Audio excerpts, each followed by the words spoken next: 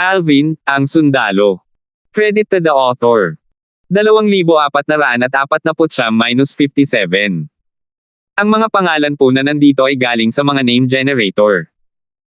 Kung meron man pagkakatulad sa mga pangalan ng tao o lugar at pangyayari, ito ay tunay na hindi sinasadya. Sa Beyond Heaven Secret Zone, hindi makapaniwala ang mga nakarinig ng balita na ang isang eminent celestial ay kayang pumatay ng isang 7 tribulation bodiless celestial. Mabilis na kumalat na parang apoy ang pangalan ng eminent celestial na iyon sa kalahati ng Beyond Heaven Secret Zone. Bagamat malawak ang Beyond Heaven Secret Zone, napakabilis din ang pagkalat ng mga chismis. Sa sandaling ito, isang ginang na nakasuot ng maalab na pulang damit ang nakatayo sa isang liblib na lambak. Nang ang kanyang maalab na pulang damit ay lumipad sa hangin, para siyang isang duwende na apoy. May bahid ng pagkagulat na sumilay sa kanyang magagandang mata habang gumalaw ang kanyang kaakit-akit na mga labi nang bumulong siya sa sarili, napatay ba ni Kuya Duffield ang isang 7 tribulation bodiless celestial. Samantala, isang babaeng nakasuot ng puti at may belo na nakatakip sa mukha ang nakatayo sa malapit. Ang kanyang mga mata ay puno rin ng gulat at hindi makapaniwala habang sinasabi niya, paano to nangyari?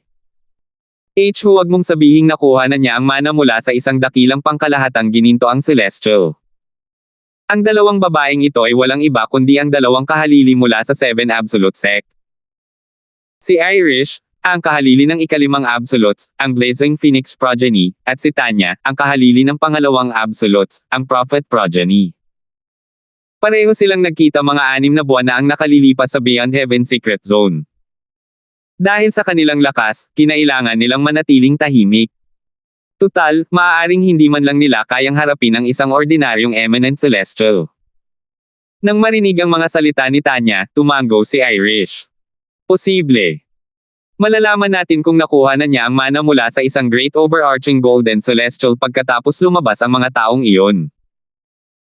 Tutal, kung nakuha na niya ang mana ng isang great overarching golden celestial, lahat ng feng shui compass mula sa mga kayamanang nasa ranggo ng tao at ranggo ng langit ay mawawalan ng silbi, sabi ni Tanya. Tumango si Irish. Narinig niya ito hindi nagtagal matapos niyang makapasok sa Beyond Heaven Secret Zone. Sa sandaling ito, natuklasan na nina Tanya at Irish na ang lugar na ito ay ang Beyond Heaven Secret Zone, hindi ang Sword Saint Secret Zone. Alam nila na ang Beyond Heaven Secret Zone ay konektado sa 5 mundane realm, kabilang ang Saint Province Realm.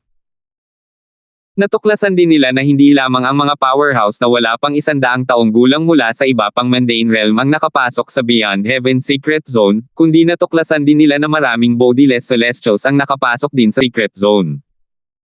Sa mga bodiless celestials na ito, maraming 7 and 8 tribulation bodiless celestials. May chismis na mayroon ding 9 tribulation bodiless celestials sa mga bodiless celestials. Pagkatapos ng kalahating araw, biglang lumiwanag ang mga mata ni Tanya. Humarap siya kay Irish at sumigaw, nakaalis na sila. Nagtatakang nagtanong si Irish, gumagana pa ba ang feng shui compass na nakuha nila? Taos-puso siyang umaasa na hindi gumagana ang feng shui compass dahil nangangahulugan ito na nakuha ni Alvin ang mana mula sa isang great overarching golden celestial.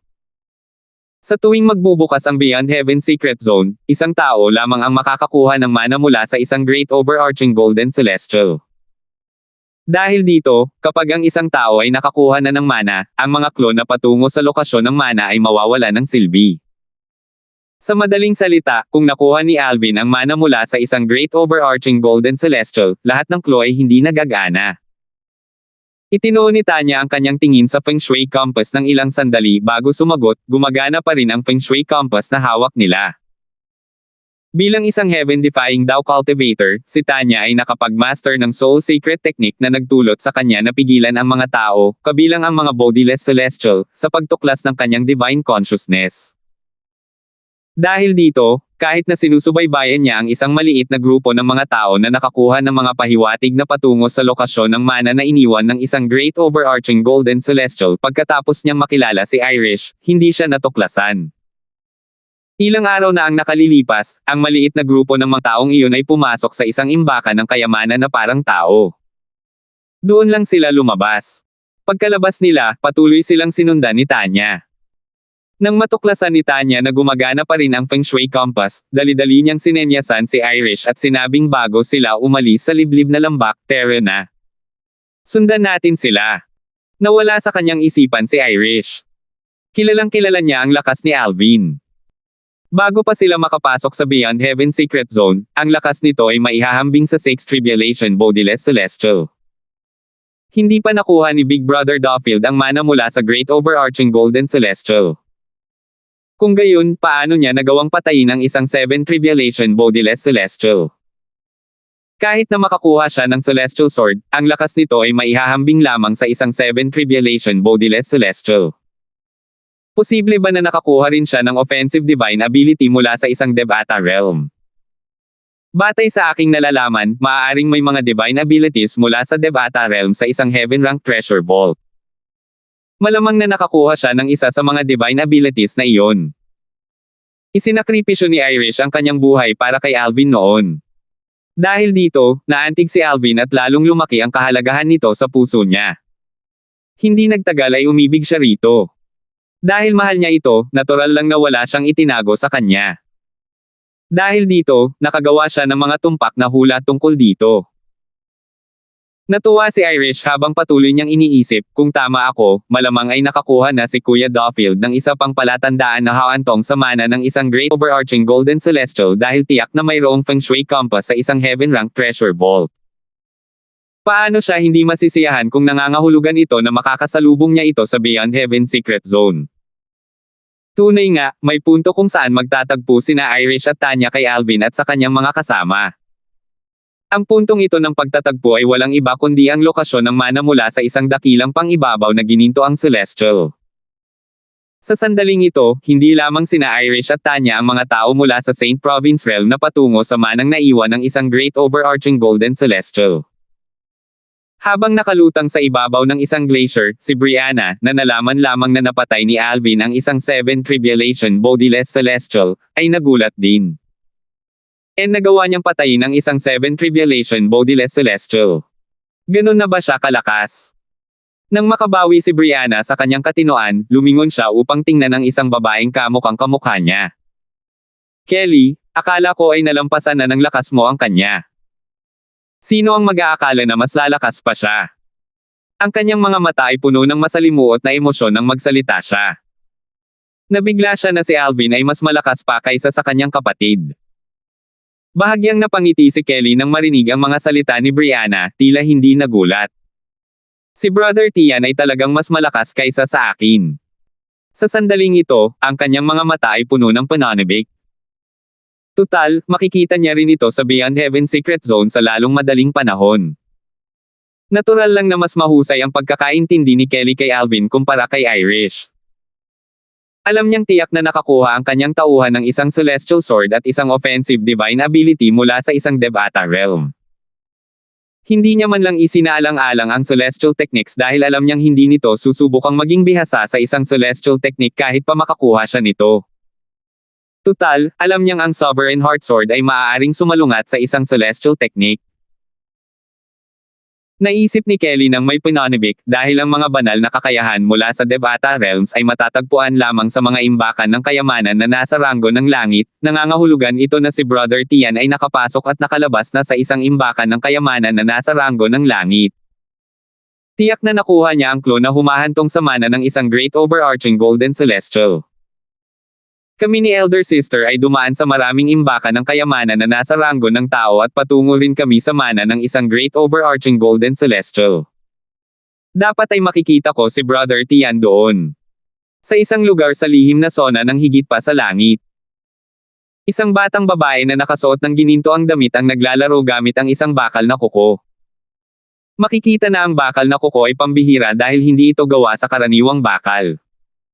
Bukod dito, ang aura na inilalabas nito ay lubhang nakakatakot. Maraming mga celestial na walang katawan ang makakaramdam ng panganib dahil sa bakal na kuko.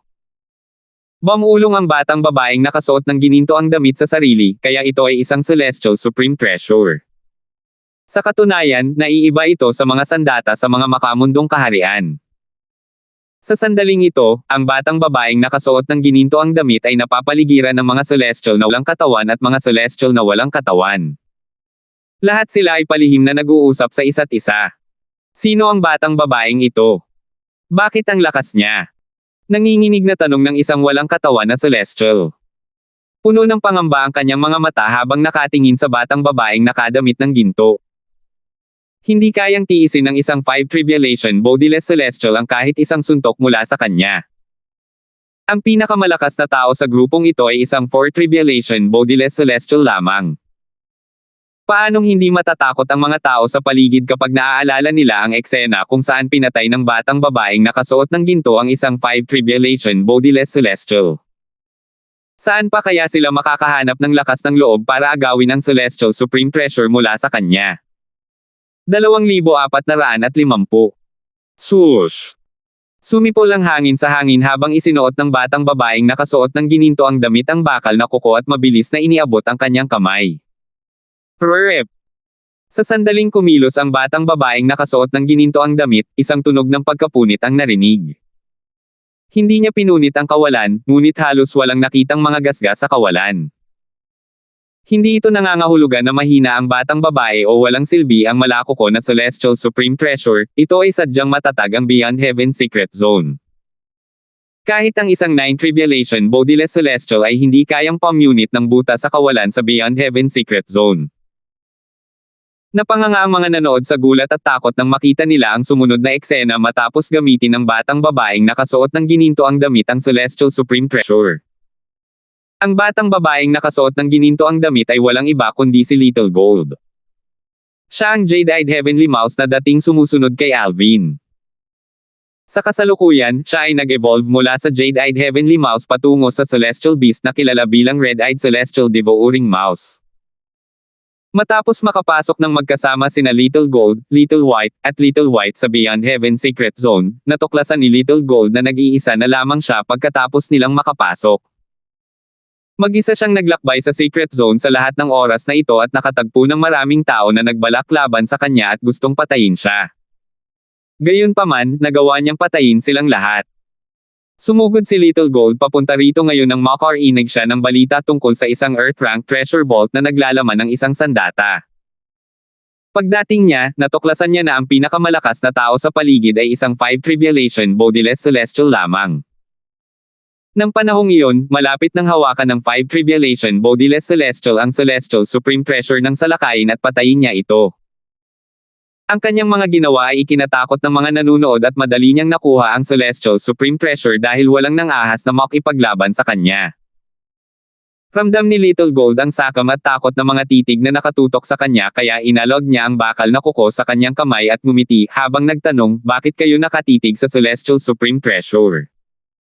Iniisip niyo bang agawin ito sa akin? Inosente at walang kasalanan ang itsura ni Little Gold, ngunit sa kasalukuyan, para sa mga nakamasid, ang nakangiting si Little Gold ay mukhang hindi naiiba sa isang diablo. Sa sobrang takot nila ay agad silang nag-iwas ng tingin nang marinig ang kanyang mga salita. Marami pa nga ang tumalikod at umalis, iniisip na tiyak na mamamatay sila kung magtatagal sila. Nakakabagot. Sumimangot si Little Gold nang makita niyang mahigit kalahati ng mga taong naroon ay nakaalis na.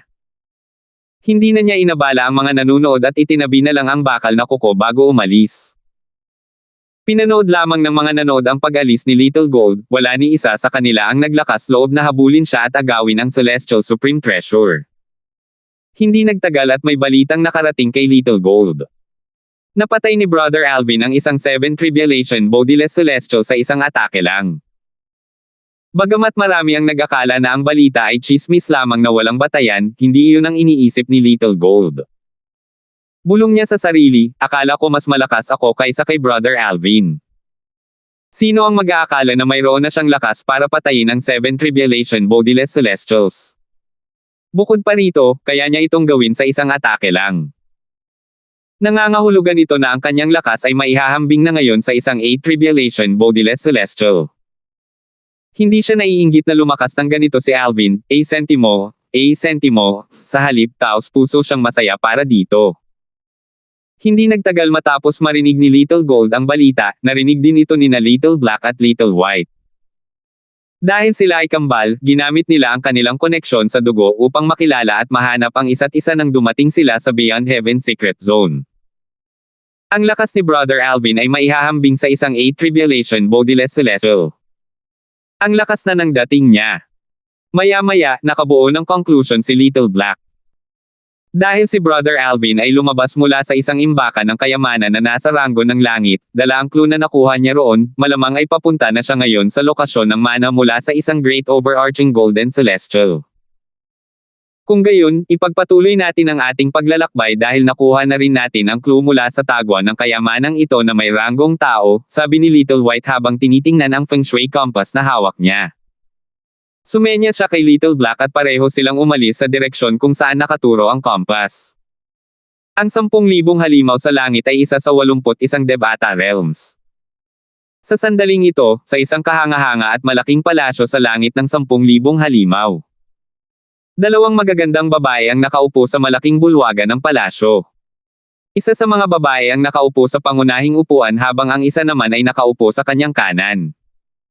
Ang babaeng nakaupo sa kanan ay nakasuot ng pula. Mayroon siyang kaakit-akit na pangangatawan at mapang-akit na mukha.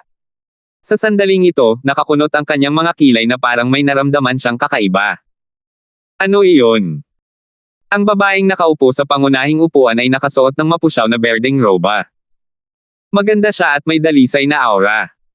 Ang kanyang tindig ay ibang-iba sa babaeng nakapula. Walang anuman, ate. Umiling ang babaeng nakapula nang marinig ang sinabi ng babaeng nakaberde. Gayunpaman, ang tingin sa kanyang mga mata ay nagbunyag ng kanyang iniisip. Kung may gagawin ka, sige lang. Kailangang apurahan ito kung padadalhan kang mensahe ang mga tauhan mo sa ganitong oras, malumanay na sabi ng babaeng nakaberde nang may ngiti sa kanyang mukha. Kapag ngumiti siya, tila namumulaklak ang mga bulaklak, na nagpaparamdam sa mga tao na parang tagsibol. May 3 maliliit na bata na hindi pa nakakaakyat sa 10,000 Beast Heaven matapos nilang matanggap ang mana mula sa Legacy Blood Pool. Bukod dito, pumasok sila sa isang Beyond Heaven Secret Zone. Kaya naman, gusto ng aking superior na kunin ko sila mula sa Secret Zone at dalhin sila rito. Bahagyang nag-aatubili ang makikita sa mukha ng babaeng nakapula sa sandaling ito. Malinaw na ayaw niyang humiwalay sa babaeng nakaberde. Ate, matagal na kitang hindi nakikita. Talagang ayaw ko nang umalis ngayon. Ulol na babae. Umiling ang babaeng nakaberde at ngumiti. Susundan na lang kita, di ba? Nagtataka rin ako kung bakit nanatili ang 3 maliliit na iyon sa isang makamundong kaharian at papasok sa Beyond Heaven Secret Zone kahit na natanggap na nila ang mana mula sa Legacy Blood Pool na personal na pinino ng Panginoon. Kapag ang mga tao mula sa mga makamundong kaharian ay nagkaroon ng hindi inaasahang engkwentro at nakaakyat sa mga Devata realms, kadalasan ay hindi sila nagsasayang ng oras at umaakyat sa sandaling lumakas na sila. Bagamat may ilan na patuloy na nanatili sa mga makamundong kaharian sa iba't ibang kadahilanan, bihira para sa kanila na makapasok sa isang lihim na zona pagkatapos ng ganitong hindi inaasahang engkwentro. Tutal, mahirap hanapin ang pasukan at labasan ng isang Beyond Heaven Secret Zone. Bukod dito, sa pangkalahatan, ay hinarangan ng mga Beyond Heaven Secret Zones ang ganitong uri ng mga tao na makapasok. Ang mga patakaran ng Beyond Heaven Secret Zones ay nagbabawal sa mga taong nakatanggap ng mga mana mula sa isang Devata realm na makapasok. Tutal, ang dakilang pangunahing gininto ang Celestial na nag-iwan ng kanyang mana sa isang Beyond Heaven Secret Zone ay hindi nais na ang kanyang tagapagmana ay magkaroon ng ibang Panginoon o mapabilang sa ibang puwersa sa mga Devata realms. Ang 3 maliliit na lalaki na tinutukoy ng babaeng nakapula ay walang iba kundi sina Little Gold, Little Black, at Little White. Matapos matanggap ng 3 sa kanila ang mana mula sa Legacy Blood Pool, automatiko silang itinuturing na bahagi ng puwersa ng Panginoon na nagpino sa Legacy Blood Pool. Hindi alam ng mga tao mula sa mga makamundong kaharian ang tungkol sa panuntunang ito sa Beyond Heaven Secret Zones. Hindi nila alam na ang kanilang mga cultivation base ay maaaring masira, o mapatay pa nga, bago sila mapalayas mula sa Beyond Heaven Secret Zone dahil sa paglabag sa panuntunan. Sa mga taong ito, ang ilan sa kanila ay kinuha ng mga tao mula sa puwersang pinagkunan nila ng kanilang mga mana, ang ilan ay nawasak ang kanilang mga cultivation base bago sila mapalayas mula sa Beyond Heaven Secret Zone, at ang ilan ay agad na pinatay ng isang supervisory envoy ng Beyond Heaven Secret Zone. Dahil sa kung gaano katangi-tangi ang Beyond Heaven Secret Zones, ang mga supervisory envoy ay karaniwang mga tauhan ng mga Heaven Emperor. Mataas ang kanilang pinagmulan, at hindi kayang hamanin sila ng mga normal na tao. Dahil dito, hindi maraming puwersa sa Devata Realm ang hayagan na lalaban sa mga Supervisory Envoy, lalo na para sa mga taong nakatanggap ng mga mana mula sa kanilang mga puwersa. Sa makatuwid, sa tuwing matutuklasan ng mga miyembro mula sa mga puwersa sa isang kaharian ng Devata na ang mga taong nakatanggap ng mga mana mula sa kanilang mga puwersa ay nagkamaling nakapasok sa lihim na sona ng higit pa sa langit, magpapadala lamang sila ng isang tao upang palihim at tahimik na kunin ang mga taong iyon bago pa sila matuklasan ng mga tagapangasiwa. Dahil dito, nakatanggap ang babaeng nakapula ng utos na kunin sina Little Gold, Little White, at Little Black mula sa Beyond Heaven Secret Zone. Karamihan sa mga tao mula sa mga makamundong kaharian ay may impresyon na ang Beyond Heaven Secret Zones ay nilikha ng isang dakilang pangkalahatang ginintoang celestial dahil naglalaman ito ng iba't ibang kayamanan at mana ng isang dakilang pangkalahatang ginintoang celestial. Gayunpaman, ang totoo ay ang Beyond Heaven Secret Zones ay sama-samang nilikha ng 81 Heaven Emperors ng Devata Realms. Ang mga sikretong sona ay nilikha nila upang mabigyan ng dakilang pangkalahatang gininto ang Celestials ng paraan upang maghanap ng mga tagapagmana. Upang mapamahalaan ang Beyond Heaven Secret Zones, ang 81 Heaven Emperors ay magtatalaga ng kanilang mga tauhan bilang Supervisory Envoys upang mga siwa sa Beyond Heaven Secret Zones. Ang isang Supervisory Envoy ay karaniwang kailangang mga siwa sa milyon-milyong Beyond Heaven Secret Zones dahil sa kanilang malaking bilang. Sa sandaling ito, sinabi ng babaeng nakapula, kung ganoon nga, ate, umalis na tayo. Ang tatlong maliliit na batang lalaki na magkasamang pumasok sa Legacy Blood Pool ay sinasabing may mataas na talento. Kaya nga inutusan akong kunin sila mula sa Beyond Heaven Secret Zone. Bagamat casual na nagsalita ang babaeng nakapula, batay sa kanyang tono, makikita na lubos niyang iginagalang ang babaeng nakaberde.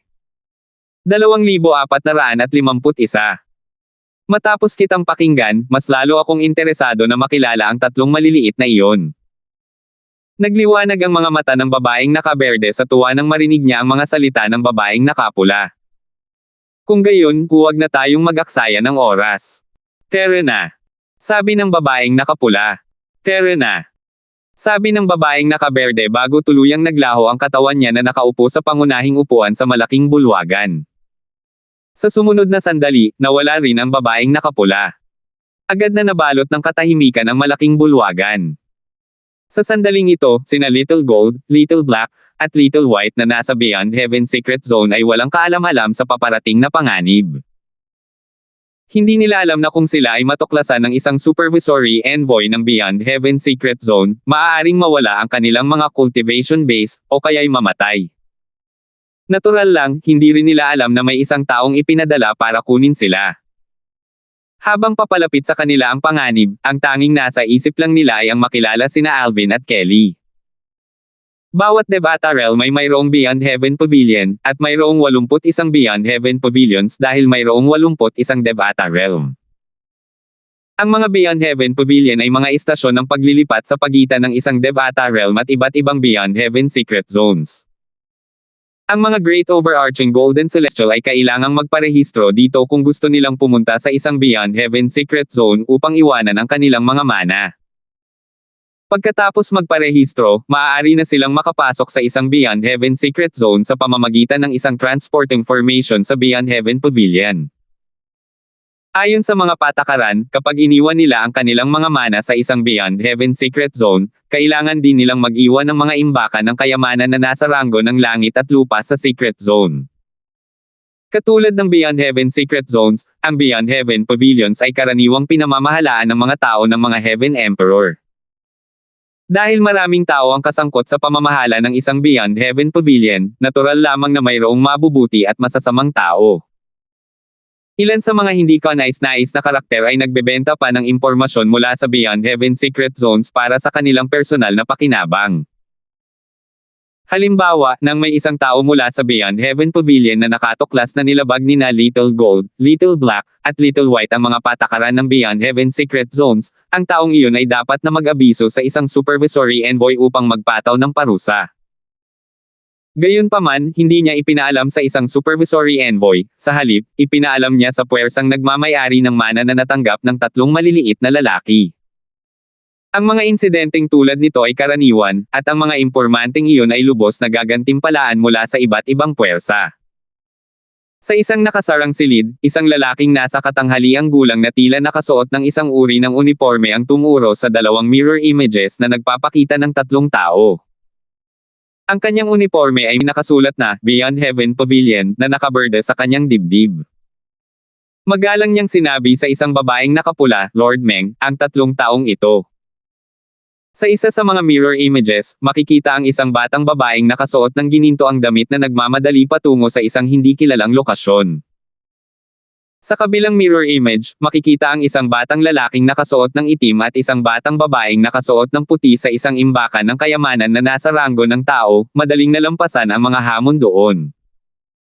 Patuloy na sinabi ng lalaking nasa katanghaliang gulang, hindi ko sinasadyang natuklasan ang batang lalaki na nakaitim at ang batang babae na nakaputi. Napagtanto ko noong umatake sila, pareho silang may hugis gasuklay na blood moon mark sa pagitan ng kanilang mga kilay. Kaya ko nalaman na sila ay mula sa Blood Moon Ridge clan. Dahil natuklasan ko silang dalawa, napagpasyahan kong suriin ang mga taong iyon sa Beyond Heaven Secret Zone na iyon, at ganoon ko natagpuan ang batang babae na nakaitim. Gayon din, noong umatake siya, lumitaw din ang blood moon mark sa pagitan ng kanyang mga kilay. Tumango ang babaeng nakapula, halatang nasiyahan sa ginawa ng lalaking nasa katanghaliang gulang. Magaling ang ginawa mo. Pagkatapos kong makuha ang mga ito, padadalhan kita ng isang tanda ng pasasalamat mula sa Blood Moon Ridge. Salamat, Panginoong Meng. Ngumiti ng napakalawak ang lalaking nasa katanghaliang gulang na halos magpikit ang mga mata. Ibinigay niya kay Blood Moon Ridge ang impormasyong ito kapalit ng tanda ng pasasalamat. Sa sandaling ito, ang babaeng nakaberde na nanatiling tahimik ay biglang nagsalita habang pinapanood ang mirror images. Galing ba sila sa angkan ng mga dragon? Isa sa mga larawan ng salamin ay nagpakita ng batang lalaki na nakaitim at batang babae na nakaputi na bumabalik sa 8 manipit na banal na dragon, na siya rin kanilang tunay na anyo. Tumingin ang babaeng nakaberde sa babaeng nakapula at determinadong sinabi, Cherry. Gusto ko silang dalawa. Ate, hindi naman malaking bagay kung gusto mo sila. Gayunpaman, mas makabubuti kung ipaaalam mo ito sa maharlikang patriarka sa ating Panginoon. Tila hindi nagulat ang babaeng nakapula sa kahilingan ng babaeng nakaberde. Mayroon siyang pilit na ngiti sa kanyang mukha habang patuloy na sinasabi, kung magtatanong ang aking superior, mahihirapan akong magpaliwanag. Sige. Tumango ang babaeng nakaberde habang ibinaling ang tingin sa dalawang 8-clawed divine dragon sa mirror image. Hindi napigilan ng lalaking nasa katanghaliang gulang na nakatayo sa gilid ang magtanong ng may kuryosidad sa babaeng nakapula, Lord Meng, maaari ko po bang malaman kung sino ang taong ito? Siya ang ate ko, si Trisha, sagot ng babaeng nakapula. Trisha. Kumunat ang noo ng lalaking nasa katanghaliang gulang. Parang pamilyar ang pangalan pero hindi niya matindaan kung saan o kailan niya ito narinig. Ang ate ko ay mula sa angkan ng mga dragon, sabi ng babaeng nakapula. Angkan ng mga dragon.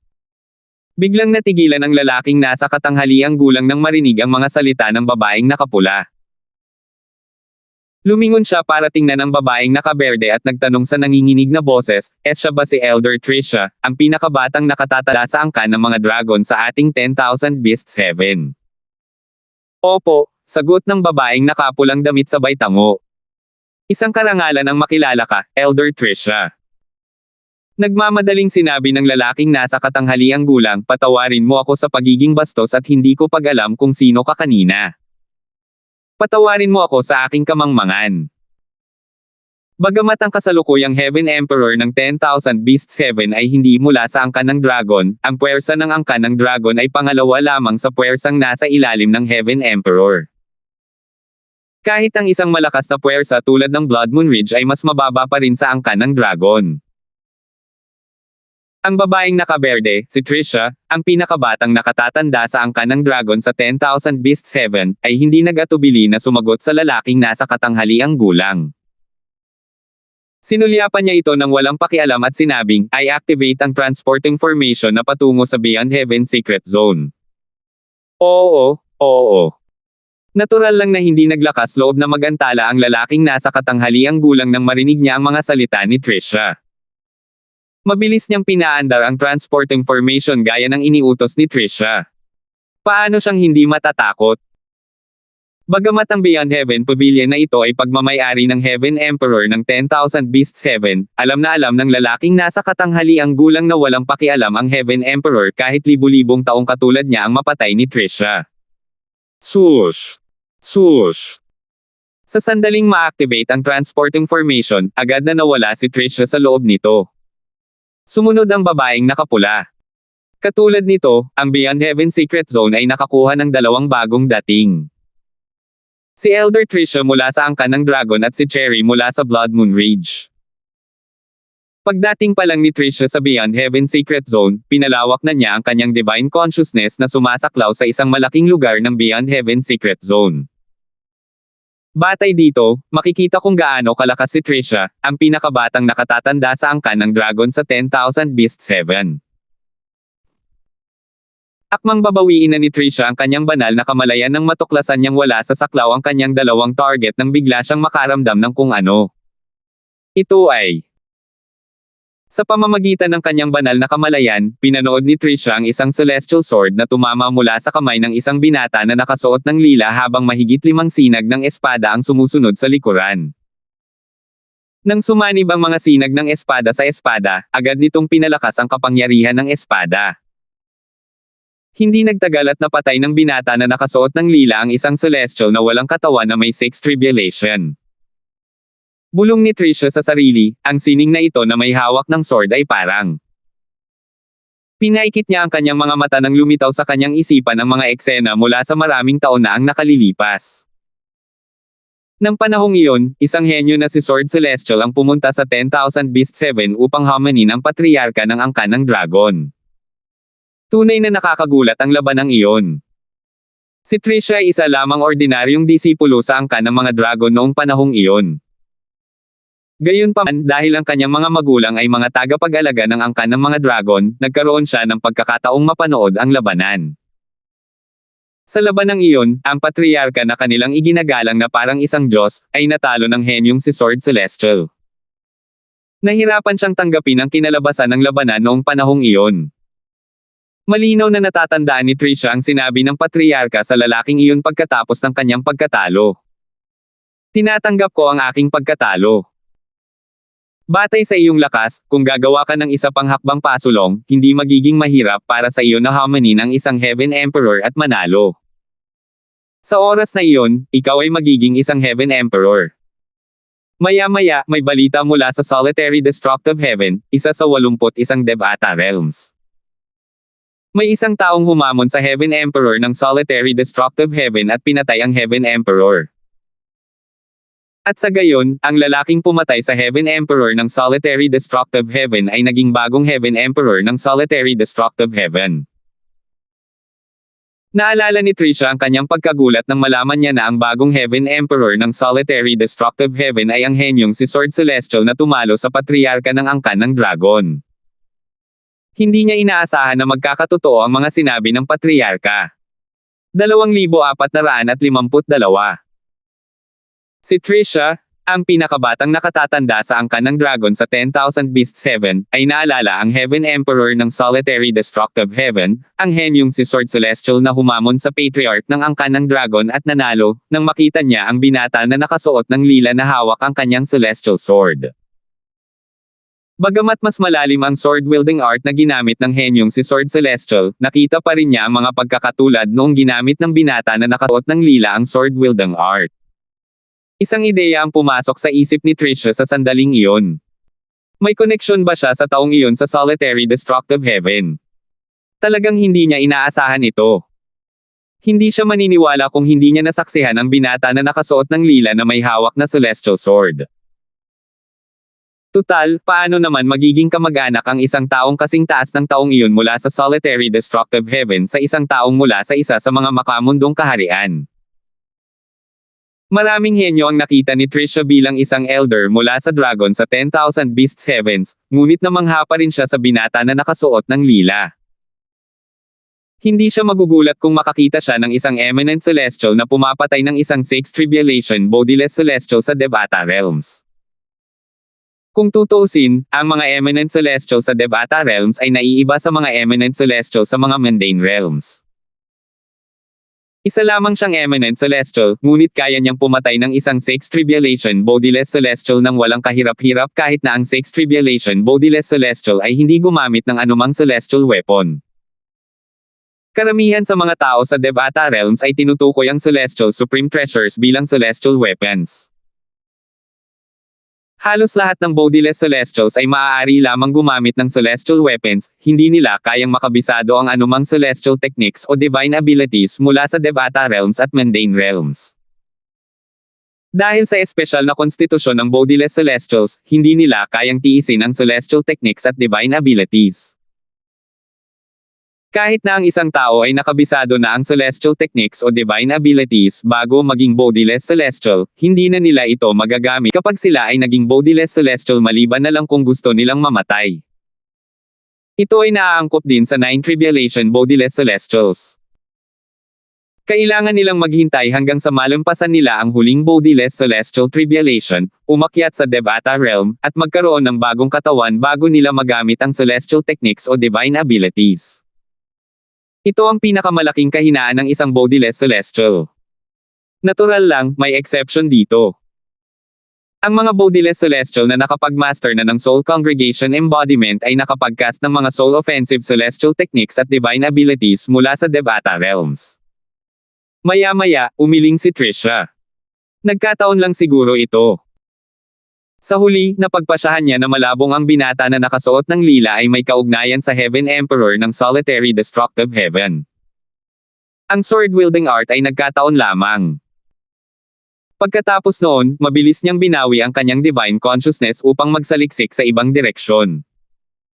Samantala, si Cherry, ang babaeng nakapula, ay hindi na natiling walang ginagawa.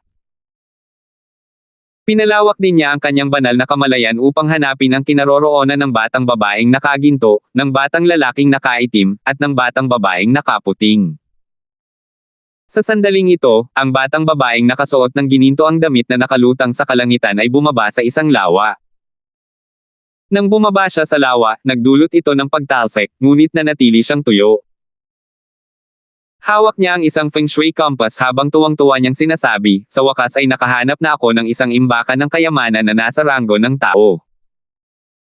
Matapos kong makuha ang mga clue dito, makikilala ko na sina Brother Alvin at Sister Kelly sa lalong madaling panahon.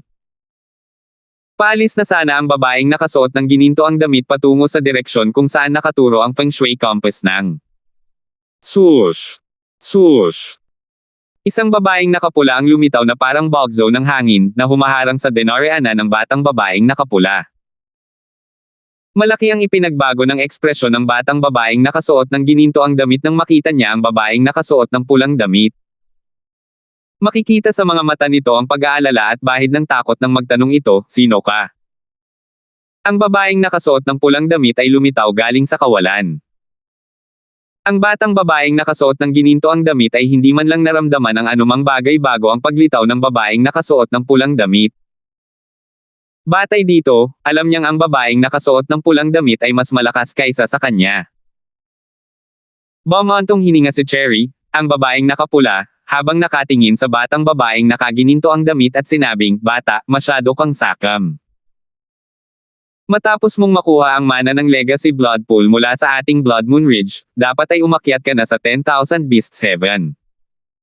Kahit na pinili mong hindi umakyat, hindi ka dapat pumunta sa Beyond Heaven Secret Zone na ito." Nang marinig ng batang babaeng nakasuot ng ginintoang damit, si Little Gold, ang mga salita ni Cherry, siya ay natigilan. May bahid ng pagkalito ang lumitaw sa kanyang mga mata habang nauutal niyang sinasabi, "El Legacy Blood Pool. Paano mo nalaman ang tungkol sa Legacy Blood Pool?" Sumagot si Cherry, "Ang Legacy Blood Pool ay pinino ng Panginoon ng Blood Moon Ridge, paano ko hindi malalaman ang tungkol dito?" Blood Moon Ridge. Master. Ang Legacy Blood Pool ay pinino niya. Bulong ni Little Gold sa sarili. Pagkatapos, tumingin siya kay Cherry at nagtanong ng may nagniningning na mga mata, ibig sabihin, isa kang celestial mula sa isang Devata realm. Sa oras na ito, sa wakas ay natiyak ni Little Gold na ang babaeng nakapula ay walang kinikimkim na masamang balak. Kung hindi sana ibinunyag ng babaeng nakapula ang impormasyong ito sa kanya.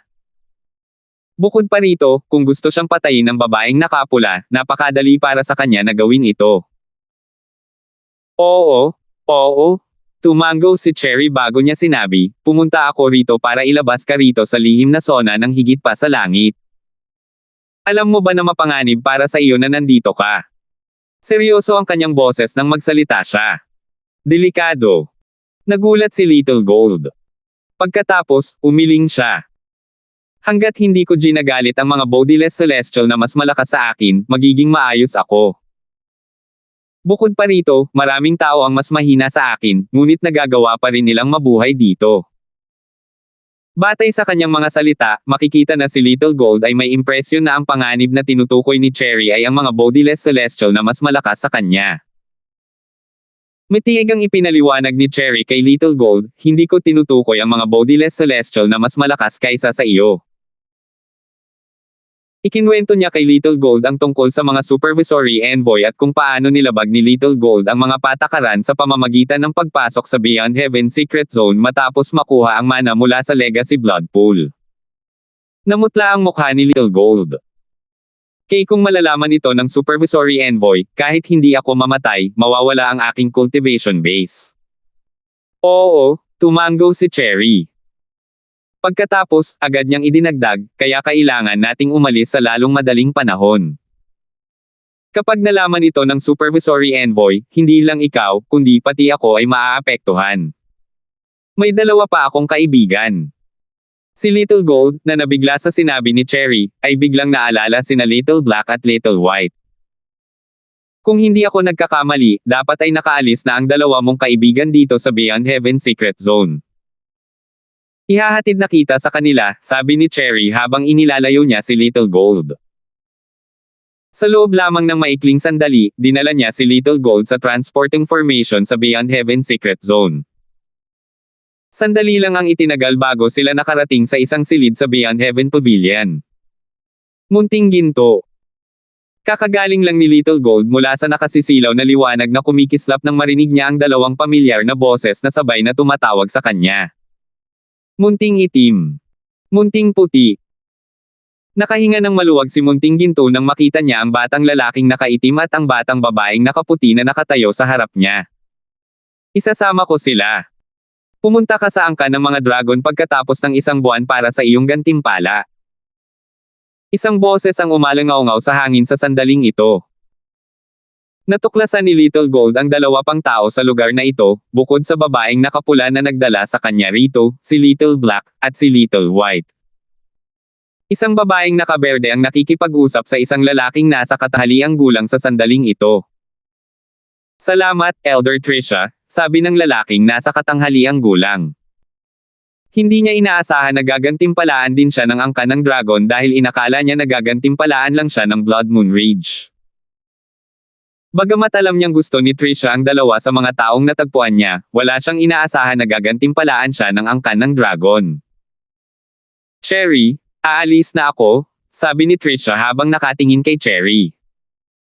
Maya-maya, isinama niya sina Munting Itim at Munting Puti at umalis. Si Little Gold na hindi man lang nagkaroon ng pagkakataong makausap sina Little Black at Little White ay sumigaw, Little Black. Little White. Lumingon siya kay Cherry at nag-aalalang nagtanong, saan niya dinala sina Little Black at Little White. Pampagan ng loob na sabi ni Cherry, huwag kang mag-alala. Hindi niya sasaktan ang mga kaibigan mo. Iuuwi lang niya sila. Bago pa man makasagot o makalaban si Little Gold, nailabas na siya ni Cherry. Naisip niya, napakalakas. Mas malakas siya kaysa sa isang 9 Tribulation Bodiless Celestial. Balak sana niyang lumaban ngunit nabigo siya nang mapagtanto niya kung gaano kalakas si Cherry. Napuno ng kapaitan ang puso ni Little Gold nang maalala niya kung paano siya dinala mula sa Beyond Heaven Secret Zone patungo sa 10,000 Beasts Heaven, isa sa 81 Devata Realms. Sa kasamaang palad, hindi ko nakilala sina Brother Alvin at Sister Kelly. Iniisip ko kung kailan ko sila makikitang muli. Sa sandaling ito, sa wakas ay natanto ni Little Gold na siya ay nasa isang Devata realm nang maramdaman niya ang labis na mayamang heaven and earth spirit energy sa paligid. 2,453. Natural lang na walang alam si Alvin tungkol sa Little Gold, Little Black, at Little White. Paano niya nalaman na dinala sila palayo? Lalo na't alam niyang dinala sila sa isang Devata realm, hindi niya alam na pumasok na pala sila sa Beyond Heaven Secret Zone para hanapin siya. Sa sandaling ito, 3 taong mukhang pagod sa paglalakbay ang dumating sa isang maringal na hanay ng bundok. Huli na tayo. Sabi ng isa sa kanila habang pinapanood ang isang matandang lalaki, napapalibutan ng mga tao, may hawak na mahaba at malapad na sable na may nakakatakot na aura. Ugong. Nang ipadala ng matandang lalaki ang kanyang enerhiya sa sable, ang saber ay nagsimulang manginig at maglabas ng mababanges na sinag ng saber. Tila hindi ito masisira sa sandaling ito. Nang makita ito ng matanda, napatawa siya ng walang pigil. Ang galing mong sable. 7 Tribulation Bodiless Celestial. Naisip ni Alvin sa sarili habang tinitingnan ang matanda nang dumating sila ng kanyang mga kasama sa Earth Rank Treasure Vault na ito. Ang sable na nasa kamay ng matanda ay ang Celestial Supreme Treasure na nakapaloob sa Earth Rank Treasure Vault na ito. Pagdating ng matanda, nakita niya ang 6 Tribulation Bodiless Celestials na nag-aagawan para sa Celestial Supreme Treasure na ito. Hindi na niya hinintay na magpatayan sila bago niya direktang pinatay ang 6 Tribulation Bodiless Celestials at kinuha ang Celestial Supreme Treasure. Nang makita ng mga nakamasid na ang matandang lalaki ay isang 7 Tribulation Bodiless Celestial, hindi na sila nang ahas magkaroon ng pag-iimbot sa Celestial Supreme Treasure. Wala naman talaga silang balak na maghangad ng kamatayan.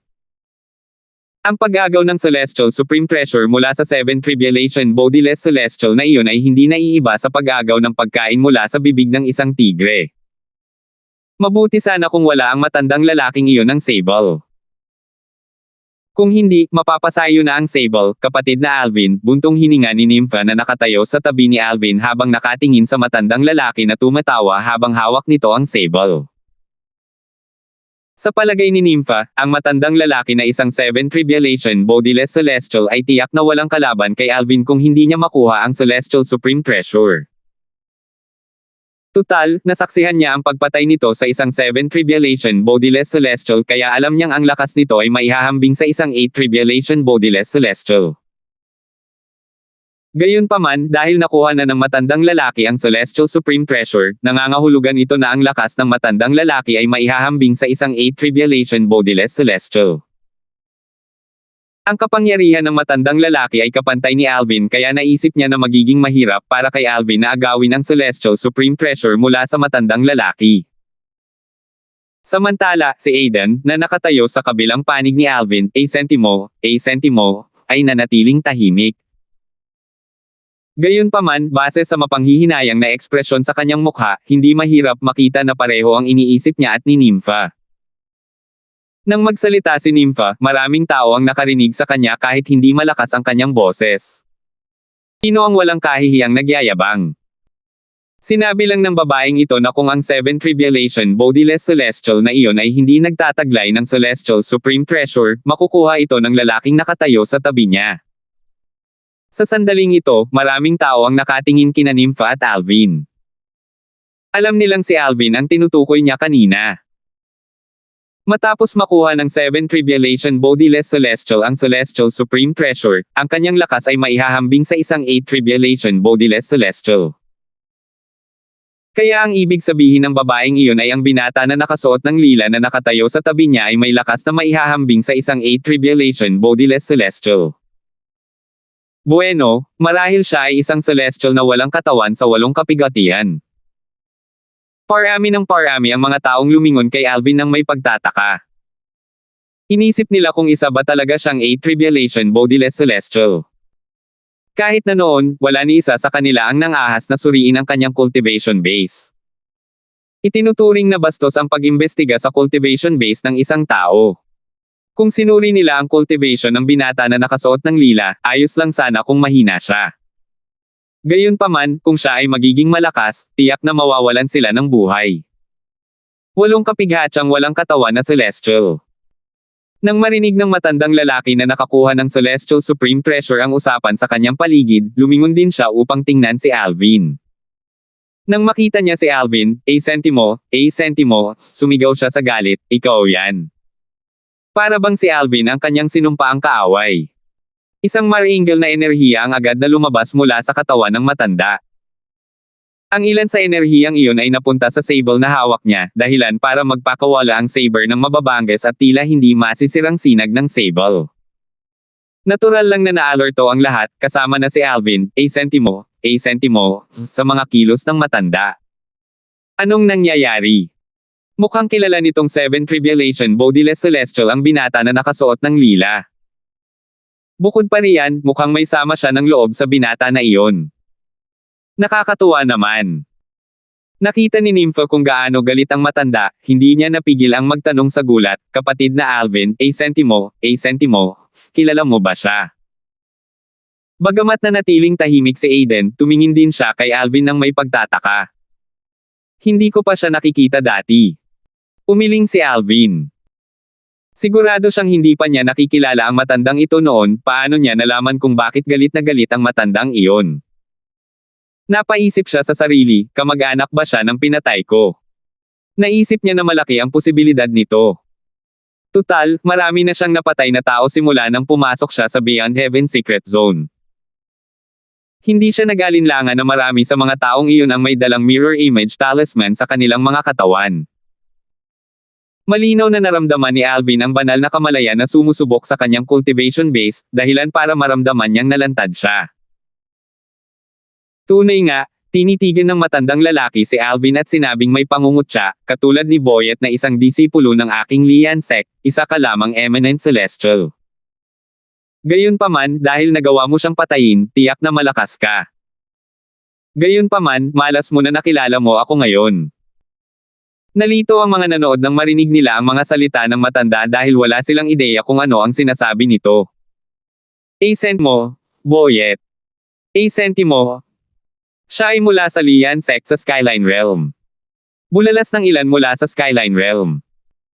Sa sandaling ito, nanlaki ang mga mata ni Aiden sa gulat nang marinig niya ang mga salita ng matanda. Boyet. Sa wakas ay napagtanto niya kung bakit galit na galit ang matanda nang makita niya si Alvin. Gaya nga ng sabi niya, kapareho pala siya ng sekta ni Boyet. Hindi nakakapagtaka na galit siya kay Alvin. Nakita niya siguro si Alvin na madaling pinapatay si Boyet gamit ang isang mirror image talisman.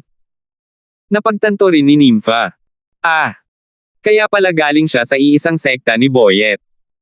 Nabalitaan niya ang insidente kay Boyet noong sila ay naglalakbay. Hindi nagulat si Alvin dahil nahulaan na niya na ang matandang lalaki ay kamag-anak ng isang taong pinatay niya. Gayunpaman, hindi niya talaga inaasahan na ang matandang lalaki ay konektado kay Boyet. Sa sandaling ito, palihim na nagbubulungan ang mga nanunood sa isa't isa. Isang eminent celestial. Sinabi ba ng 7 Tribulation Bodiless Celestial na ang binata na nakasuot ng lila ay isang eminent celestial? Mali siguro ang narinig natin. Kung ang batang nakasuot ng lila ay isa lamang eminent celestial, sa palagay ko ay hindi maglalakas loob na magyabang ang binibini sa tabi niya ng walang kahihiyan, tama ba? Aba, baka nagsisinungaling siya. Totoo iyan. Nang marinig ni Nympha ang usapan ng mga nakamasid, namula ang mukha niya sa galit. Napasinghap siya sa loob-loob, nagyayabang. Walang kahihiyang nagyayabang. Paano nang ahas ang mga taong ito na hamakin si Brother Alvin? Huminga siya ng malalim bago sumagot, kakapatay lang ng Brother Alvin ko ng isang 7 Tribulation Bodiless Celestial sa pamamagitan lamang ng isang atake kamakailan. Bagamat isa lamang siyang eminent celestial, ang kanyang lakas ay maihahambing sa isang 8 Tribulation Bodiless Celestial. Tila may naalala ang mga nanunood nang marinig nila ang mga sinabi ni Nympha at muling nag-usap. Isang eminent celestial ang pumatay sa isang 7 Tribulation Bodiless Celestial sa pamamagitan lamang ng isang atake. Ang kanyang lakas ay maihahambing sa isang 8 Tribulation Bodiless Celestial. Tinatawag niya siya. Si Alvin kaya itong binata na nakasuot ng lila. Biglang may bumulalas. 2,454. Si Alvin. Tumahimik ang mga tao nang marinig ang pangalang Alvin. Paanong hindi nila ito kilala? Karamihan sa kanila ay narinig na ang balitang kumakalat kahit na hindi nila iniisip na totoo ito. Si Alvin ay isang eminent celestial na tila nakapatay ng isang 7 tribulation bodiless celestial sa labas ng isang heaven-ranked treasure vault na iniwan ng isang great overarching golden celestial. Sinasabing mayroon siyang lakas na maihahambing sa isang 8 tribulation bodiless celestial. Siya. Hindi maaaring siya si Alvin, a sentimo, di ba? Hindi mo ba narinig ang sinabi ng babaeng nakatayo sa tabi niya? Nakapatay na siya ng isang 7 tribulation bodiless celestial dati at may lakas na maihahambing sa isang 8 tribulation bodiless celestial. Tinawag pa nga niya itong Brother Alvin. Siya siguro si Alvin.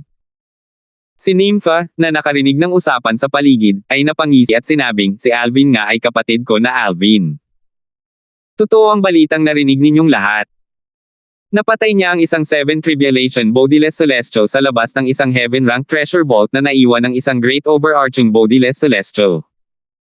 Bukod dito, napatay niya ang bodiless celestial sa isang atake lang.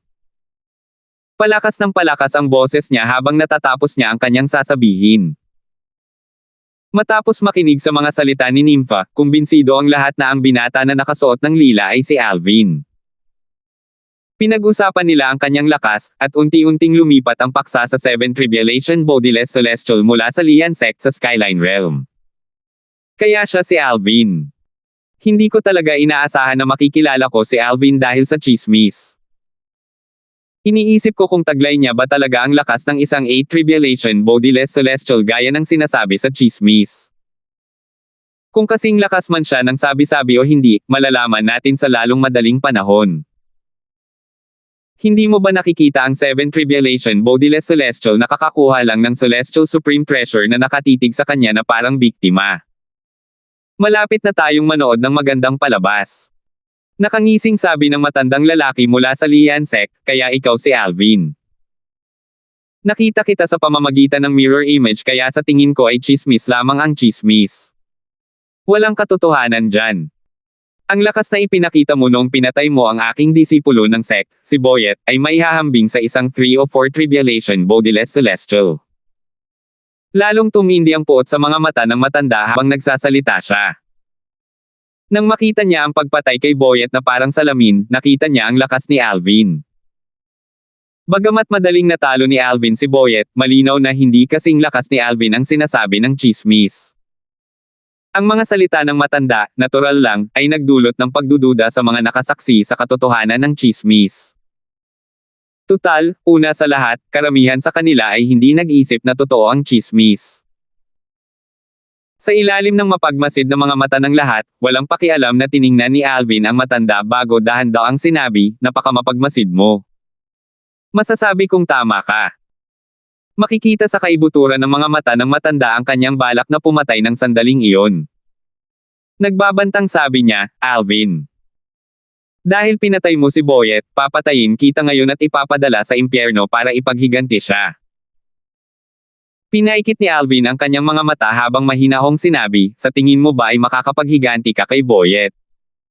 Sana ay naisip mo na ito ng mabuti. Baka mamatay ka sa pagsisikap na ipaghiganti siya. Hindi yun sulit, di ba? Ang kanyang mga salitang puno ng kumpiyansa ay nagpapakita na hindi siya natatakot sa matandang iyon. Tila binabalaan niya ang matandang lalaki na mamamatay ito kung susubukan niyang ipaghiganti si Boyet. Ang mga salita ni Alvin ay pumukaw sa galit ng matanda, na ikinagalit niya. Nanginginig ang kanyang katawan sa galit habang sinasabi niya, mayabang. Napakayabang. Ang mga nakamasid na natigilan sa mga salita ni Alvin ay nagsimulang magbulungan ng palihim. Paano mananatiling kalmado si Alvin sa sandaling ito? Marahil, kaya niya talagang patayin itong 7 tribulation bodiless celestial na nakakuha ng celestial supreme treasure. Nagbibiro ka. Imposible para sa isang eminent celestial sa mundong-mundo na patayin ang isang 7 tribulation bodiless celestial na nakakuha ng celestial supreme treasure. Karamihan sa mga nanood ay nagtapos na si Alvin ay walang lakas upang talunin ang 7 Tribulation Bodiless Celestial. Kapatid na Alvin. Sigaw ni Nympha. Bagamat nakikita niyang may kumpiyansa si Alvin, sentimo, hindi niya maiwasang makaramdam ng pagkabalisa dahil sa palagay niya ay kapantay lamang ng lakas nito ang 7 Tribulation Bodiless Celestial na nagtataglay ng Celestial Supreme Treasure. Naisip niya sa sarili, gayunpaman, batay sa mga salita ni kapatid na Alvin, sentimo, tila sigurado siyang mapapatay niya ang matandang iyon. Nabigla si Aiden sa kumpiyansa ni Alvin. Hindi niya maiwasang magmuni-muni sa loob-loob niya, Alvin, sentimo, saan ka nanggaling ang kumpiyansa mo? Ang matandang ito ay isang celestial na walang katawan na may 7 tribulation na may celestial supreme treasure. Gayunpaman, dahil sa tiwala ni Nympha at Aiden kay Alvin, sentimo, inakala nilang hindi ito magsasalita ng padalos-dalos kung hindi ito kumpiyansa. Matapos itong pag-isipan, kumbinsido silang kayang patayin ni Alvin ang matanda kahit hindi nila alam kung paano niya ito gagawin. Si Nympha, na kilalang-kilala si Alvin, sentimo, ay nagsimulang mag-isip, ang assist-type divine ability ni Brother Alvin ay kayang pataasin ang kanyang lakas ng 2 yugto. Ang Celestial Sword ay kayang pataasin ito ng isa pang yugto. Ang ika-4 na yugto ng Sovereign Heart Sword, ang Body Sword Fusion, ay kayang pataasin ito ng 2 yugto, at ang Offensive Divine Ability, ang 13 Green Lotus Swords, ay malamang na kayang pataasin ito ng isa pang yugto. Sa kabuuan, ang kanyang lakas ay dapat kapantay ng isang 8 Tribulation Bodiless Celestial. Umiling siya, sinusubukang alamin kung bakit ganoon kalakas ang kumpiyansa ni Alvin. Maya-maya, biglang lumiwanag ang kanyang mga mata na parang nahanap na niya ang kanyang sagot. Sa sandaling ito, galit na sumigaw ang matandang lalaki mula sa Lian sect sa Skyline Realm, Alvin. Sumugod siya kay Alvin nang walang anumang babala habang ang Celestial Saber sa kanyang kamay ay nagpaputok ng mga sinag ng saber na tila hindi masisira. Nang gumalaw ang matanda, ang tunog ng sipol ng hangin ay umalangaw-ngaw ng napakalakas na naging dahilan upang sumakit ang ulo ng mga nanunood. Natural lamang ito dahil ang matanda ay isang makapangyarihang Bodiless Celestial.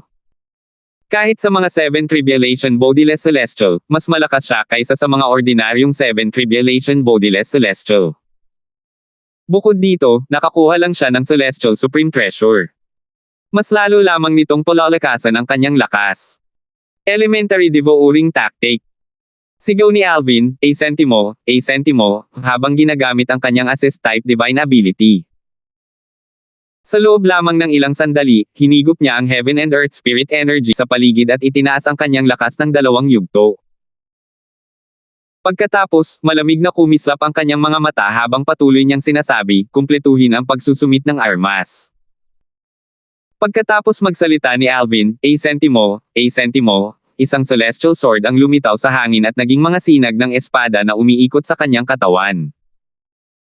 Ang bilang ng mga sinag ng espada ay patuloy na tumaas mula daan-daan hanggang libo-libo at patuloy itong dumarami. Sa huli, tila may 10,000 sinag ng espada. Mukhang nakakatakot ito. Di nagtagal, ang mga sinag ng espada ay sumikat, nagtatagpo sa ibabaw ni Alvin. Nagsimula itong bumuo ng isang komplikado at misteryosong pormasayo ng espada. Nangyari ang lahat sa isang kisap mata lamang kaya't hindi nahuli ng ilan sa mga nakamasid na may mahinang cultivation base ang mga galaw ni Alvin. Ang formation ay nakasisilaw sa ganda kaya't hindi maalis ng mga nakamasid ang kanilang mga mata rito. Swoosh! Swoosh! Sa sandaling ito, isang enerhiyang tila kidlat at kulog ang biglang kumalat sa lahat ng direksyon. Sa isang kisap mata, binalot ng enerhiya ang buong lugar kasama ang lahat ng naroon, kabilang ang matandang lalaki mula sa Lian sect sa Skyline Realm. Sa sandaling ito, natuklasan ng matandang lalaking sumusugod kay Alvin na ang Celestial Saber na hawak niya ay may kakaibang kilos. Ito ay nanginginig ng walang tugma o dahilan. Anong nangyayari? Hindi nagtagal at biglang nagbago ang ekspresyon ng matandang lalaki. Natuklasan niya na habang patuloy na nanginginig ang Celestial Saber sa kanyang kamay, tinataboy din nito ang enerhiyang sinusubukan niyang ipadala dito. Swoosh! Swoosh! Swoosh! Sa isang kisap mata lamang, ang kamay ng matandang lalaki na nakahawak sa Celestial Saber ay biglang nagdugo mula sa mga sugat na bigla na lamang lumitaw. Naisip niya sa sarili, na nagpapanik, hindi. Kung hindi ko bibitawan ang saber ngayon, mawawala ang kamay ko. Mabilis niyang binitawan ang saber na nasa kamay niya nang walang pag-aalinlangan. Mabilis na bumagsak ang Celestial Saber na parang isang mabangis na kabayo sa sandaling ito. 2,455. Biglang naghiyawan ang mga nanood. Ito. Ang espada ko. Anong problema sa sable ko? Matapos bitawan ng 7 Tribulation Bodiless Celestial mula sa Lian Sect sa Skyline Realm ang Celestial Saber na nasa kanyang kamay, ang kaguluhan na ginagawa ng mga nakamasid ay nakakuha ng kanyang atensyon. Nakita niyang lahat ng may dalang armas ay nagduso rin gaya ng sa kanya. Ang mga bahagi kung saan nagdikit ang kanilang mga armas ay nasugatan, dahilan para mahulog ang kanilang mga armas. Nang masuri pa niya, nakita niyang ang mga armas, kasama na ang kanyang Celestial Saber, ay hindi talaga nahuhulog. Sa halip, lahat sila ay lumilipad patungo sa sword formation sa ibabaw ng ulo ni Alvin. Ang nakasisilaw na porma sayon sa itaas ng ulo ni Alvin ay parang isang nakakatakot na magnet na umaakit sa lahat ng mga armas sa lugar na naapektuhan nito. Pilit nitong pinutol ang koneksyon ng mga armas sa kanilang mga may-ari. Anong klaseng teknik ito? Kahit ang Celestial Saber ng 7 Tribulation Bodiless Celestial ay kinuha na. Nakatakot. Tao ba talaga siya? Dumaloy ang takot sa mga nakamasid habang pinapanood nila ang nakakatakot na formation na hinihila ang lahat ng mga armas sa paligid. Maging ang Celestial Saber ay hindi nakaligtas. Paano ito nangyari? Ang matandang lalaki na noong una ay agresibo at sumusugod kay Alvin ay agad na tumigil sa paggalaw. Matagal na siyang nabubuhay, ngunit ito ang unang pagkakataon na nakakita siya ng ganitong kababalaghan. Sa sandaling ito, nakaramdam si Nympha ng kilabot habang tinitingnan ang sword formation at ang mga armas. Bulalas niya, kumpletong pagsusumit ng armas. Ito ang kumpletong pagsusumit ng armas. Matagumpay na na-master ni Brother Alvin ang ikalimang yugto ng Sovereign Heartsword, ang Heartsword Amalgamation. Nabalitaan ko na kapag na-master na ng isang tao ang ikalimang yugto ng Sovereign Heartsword, makakamaster na siya ng isang teknik na tinatawag na kumpletong pagsusumit ng armas. Kaya nitong isumite ang lahat ng armas, kabilang ang Celestial Supreme Treasure. Pinaghihinalaan na ito ni Nympha kanina nang makita niya ang kumpiyansa ni Alvin. Gayunpaman, haka-haka lamang ito. Kaya naman, nagulat pa rin siya nang masaksihan niya ito mismo. Ganon din ang pagkagulat ni Aidan. Anong klaseng teknik ito? Pakiramdam niya ay kakaiba ang eksenang nagaganap sa harap ng kanyang mga mata. Hindi siya nag-aalala tungkol sa pagharap ni Alvin sa 7 Tribulation Bodiless Celestial dahil inakala niyang pantay ang kanilang tugma. Sino ang mag-aakala na bago pa man magsimula ang labanan, nawala na ng 7 Tribulation Bodiless Celestial ang kanyang Celestial Supreme Treasure? Naisip sa sarili, ang ataking ito ay tila mas malakas kaysa sa body sword fusion na ginamit niya dati. Sa sandaling ito, isang matandang babae na nakaabong damit at may hawak na tungkod ang biglang sumigaw, tama. Hindi ba't sabi ng chismis ay mula sa Saint Province Realm si Alvin? Oo. May mali ba doon? Bakit? May naisip ka ba? Maraming tao ang na-curious at nalito sa tanong ng matandang babae na nakaabong damit. May kutob silang ang tanong niya ay may kinalaman sa malakas na ataking pinakawala ni Alvin. Paliwanag ng matandang babae na nakaabong damit, nabasa ko ang isang tala sa sekta ko bago ito. Karamihan sa mga tao, kasama na ako, ay hindi nag-isip na totoo ito. Detalyado ng tala kung ano ang nangyari noong huling beses na nabuksan ang Beyond Heaven Secret Zone. Tumingin siya sa lahat habang nagtatanong, sigurado akong alam ninyong lahat kung sino ang nakakuha ng mana mula sa isang great overarching golden celestial noong huling beses na nabuksan ang secret zone, hindi ba? Alam ko. Isa rin itong tao mula sa Saint Province Realm. Ang pangalan niya ay Berting, at isa siyang henyo sa Sword Cultivator. Oo. Siya nga. Nabalitaan ko na rin ang tungkol sa kanya. Alam ng karamihan ang tungkol sa taong nakakuha ng mana mula sa isang Great Overarching Golden Celestial noong huling beses na nagbukas ang Beyond Heaven Secret Zone. Matapos makinig sa sagot ng lahat, nagpatuloy sa pagsasalita ang matandang babae na nakaabong damit, nakasaad sa tala na nagawa ni Feng Qingyang na patayin ang isang 8 Tribulation Bodiless Celestial matapos makuha ang mana mula sa isang Great Overarching Golden Celestial gamit ang teknik na ito.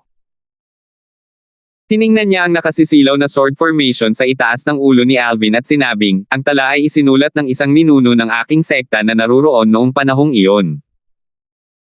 Sinabi niya na gumamit si Berting ng isang makapangyarihang celestial technique upang agawin ang celestial supreme treasure ng 8 Tribulation Bodiless Celestial bago ito patayin. Napasinghap ang lahat nang marinig nila ang mga salita ng matandang babae na nakasuot ng kulay abong damit. Malinaw na hindi nila ito alam.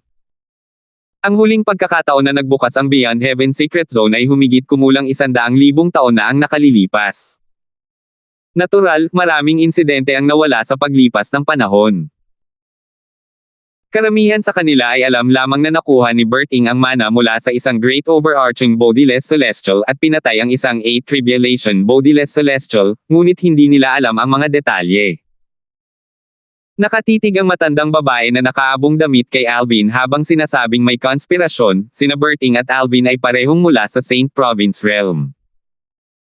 Dahil magkapareho ang teknik, pinaghihinalaan kong ang teknik na ito ay pareho sa ginamit ni Berting noong panahong iyon. Posibleng may koneksyon siya kay Berting. Muling ikinagulat ng mga manunood ang mga sinabi niya. Bigla na lang, sinabi ni Alvin, sentimo, mapagmasid nga ang senior. May bahid ng pagkagulat na makikita sa mga mata nito habang nakatingin sa matandang babae na nakaabong damit. Nakangiti niyang sinabi, ang teknik na ito ay pareho nga ng ginamit ni Senior Berting. Sa isang banda, maituturing akong tagapagmana niya. Kinumpirma ng mga salita niya ang mga haka-haka ng matandang babae na nakaabong damit. Oo nga. Ngumiti ang matandang babae na nakaabong damit, kuntento na tama ang kanyang hula.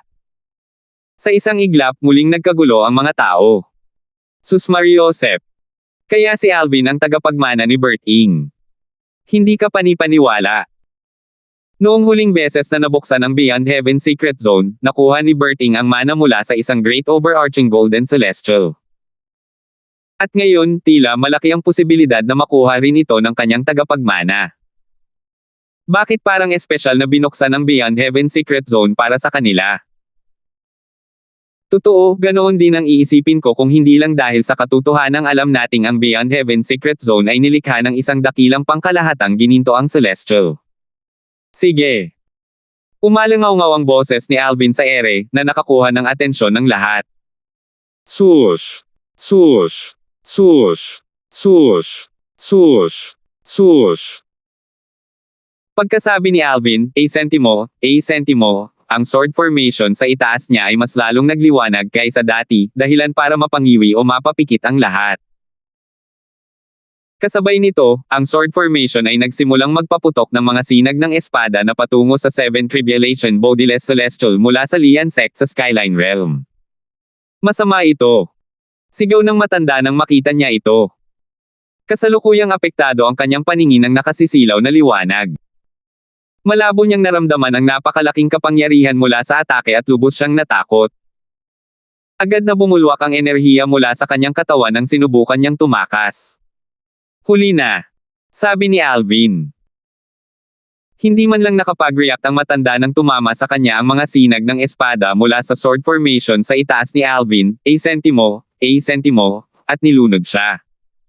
Bumuhos. Bumuhos. Bumuhos. Bumuhos. Bumuhos.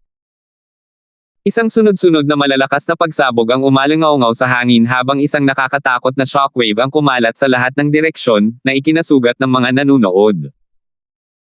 Ang mga mahihina ay natamba habang ang mga mas malalakas ay natisod ng ilang hakbang paatros.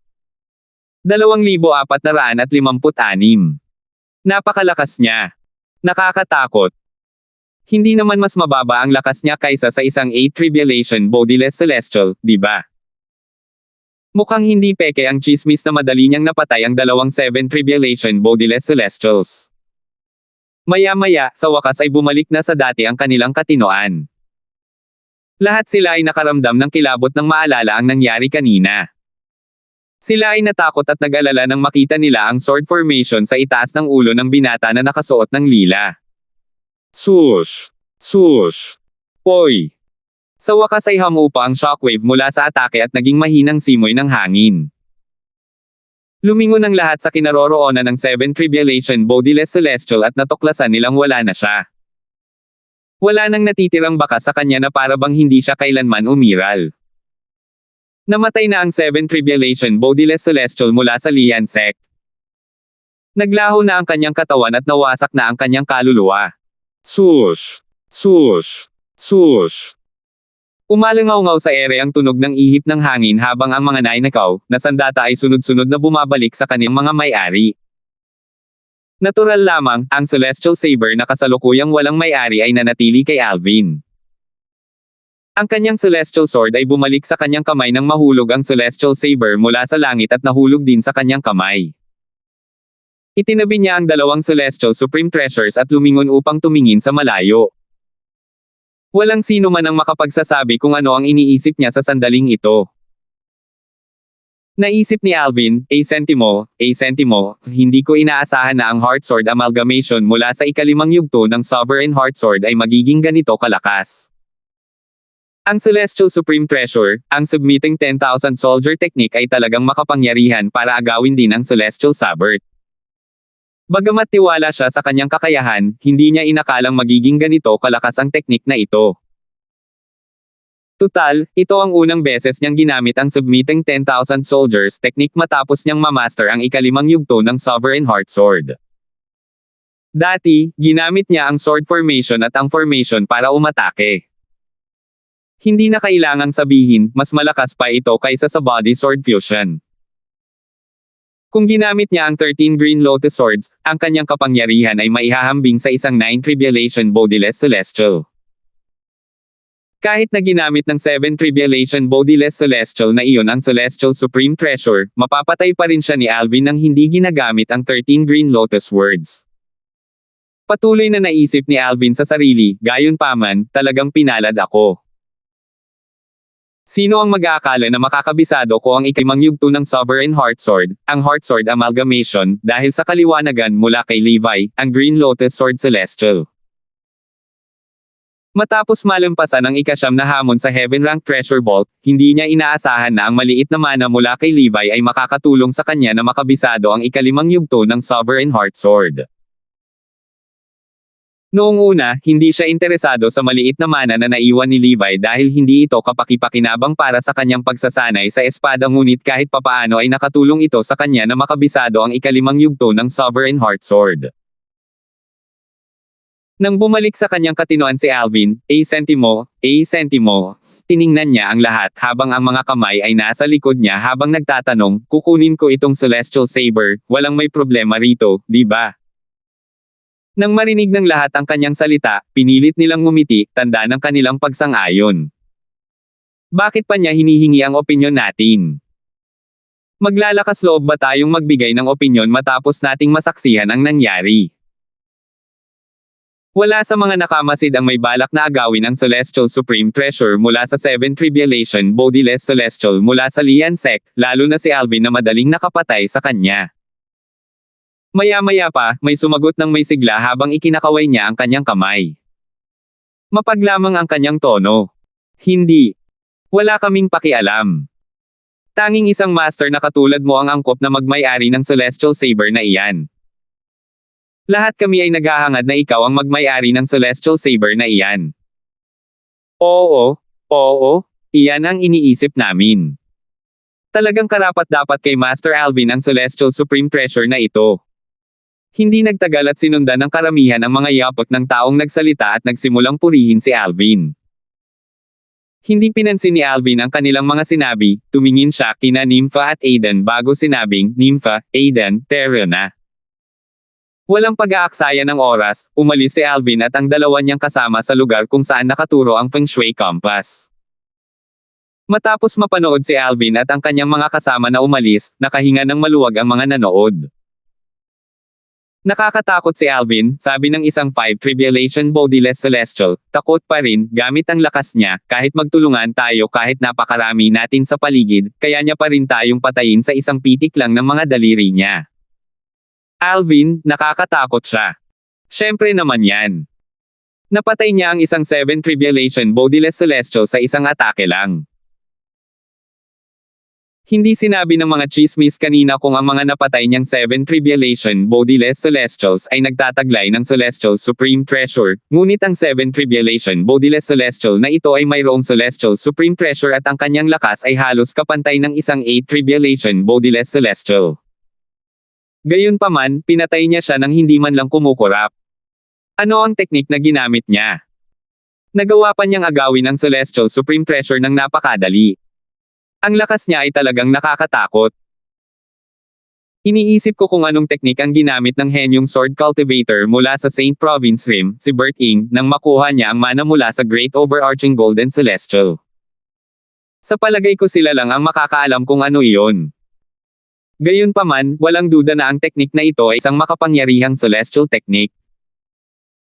Siguro ang teknik na ginamit ng binata na nakasuot ng lila ay ang pamana mula sa Great Overarching Golden Celestial mula sa Beyond Heaven Secret Zone dati.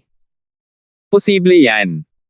Nag-usap-usap ang mga nanonood, at lumakas din ang kanilang takot kay Alvin.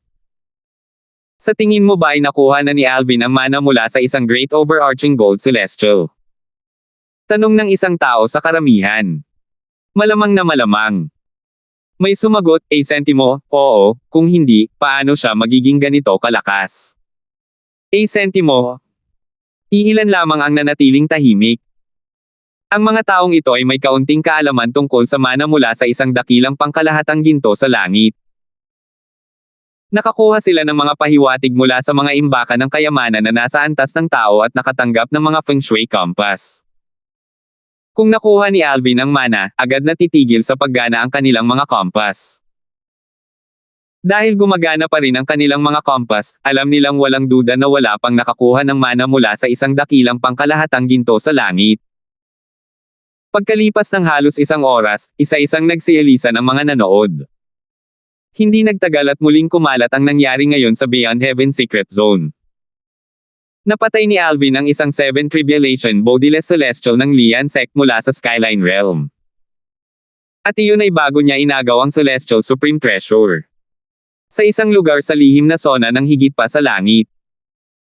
Ang ekspresyon ng isang matandang lalaki ay lubhang hindi magandang tingnan sa sandaling ito. Base sa aking kaalaman, iisa lamang na 7 Tribulation Bodiless Celestial mula sa Lian sect ang dumating. Ang kanyang kapangyarihan ay kapantay ko. Kung kailangan ko siyang labanan at mayroon siyang Celestial Supreme Treasure, tiyak na matatalo ako. Sinasabing sinusubukan ng matandang lalaki na ipaghiganti ang kanyang disipulo ng sect, si Boyet. Sandaling tumigil ang matandang lalaki bago siya muling bumulong sa kanyang sarili, ang aking disipulo ng Thousand Battle Sect, si Fidel, ay napatay din kasabay ni Boyet. Posible ba na ang lalaking nakasuot ng lila na nakita ko sa mirror image na pumapatay kay Fidel ay si Alvin? Ang matandang lalaking ito ang pinakamalakas na tao mula sa Thousand Battle Sect na nakarating sa Beyond Heaven Secret Zone. Isa siyang 7 Tribulation Bodiless Celestial. Natural lang na agad na naalerto ang matanda nang mapatay si Fidel. Nakita niya sina Fidel at Boyet na pinaslang gamit ang isang mirror image. 2,457. Mabuti na lang at hindi ko nabangga si Alvin. Kung hindi, mamamatay na rin sana ako. Ang Celestial na walang katawan na may 7 kapigatian na nakasaksi sa pagkamatay ng kanyang sect disciple ay nagplano rin na maghiganti kay Alvin. Kung ginawa niya iyon, malamang ay napatay na siya ni Alvin. Sa isang lugar sa lihim na zona ng higit pa sa langit. Pinatay ni Alvin ang 7 Tribulation Bodiless Celestial mula sa Lian sect. Bukod pa riyan, ang Bodiless Celestial na iyon ay mayroon pang Celestial Supreme Treasure. Kahit na ganoon, namatay pa rin siya. Nabigla si Luna nang marinig ang balitang ito. Mas lalo siyang natakot kay Alvin matapos marinig na napatay nito ang isang 7 Tribulation Bodiless Celestial na nagtataglay ng Celestial Supreme Treasure. Naisip niya sa sarili na subukang panatagin ang sarili, kailangan ko na lang maghintay ng 5 buwan pa. Sa sandaling maramdaman ko ang pasukan at labasan sa vast cloud realm sa Beyond Heaven Sect, aalis na ako. Alam na alam niya kung mananatili siya sa Beyond Heaven Secret Zone at malas na makatagpo si Alvin, sentimo, tiyak na mamamatay siya. Bagamat malawak ang Beyond Heaven Secret Zone at maaaring hindi niya ito makaharap, hindi pa rin ito kasing ligtas ng pagbabalik sa vast cloud realm. Matapos marinig ang mga chismis tungkol kay Alvin, sentimo, lalo na sa mga kamakailang balita, nagpatuloy siya sa pagtatago sa maliliit na lambak, takot na takot lumabas. Patuloy na lumipas ang panahon, at sa isang kisap mata, 5 buwan na ang lumipas. Sa pagkakataong ito, sa wakas ay naramdaman na ni Luna ang pasukan sa vast cloud realm. Bamulong siya sa sarili, mabuti pa'y umalis na ako. Hindi na siya nag-atubiling umalis. Natatakot siyang habang tumatagal siya rito, mas magiging mapanganib ito. Dahil dito, mabilis siyang nagtungo sa pasukan at labasan.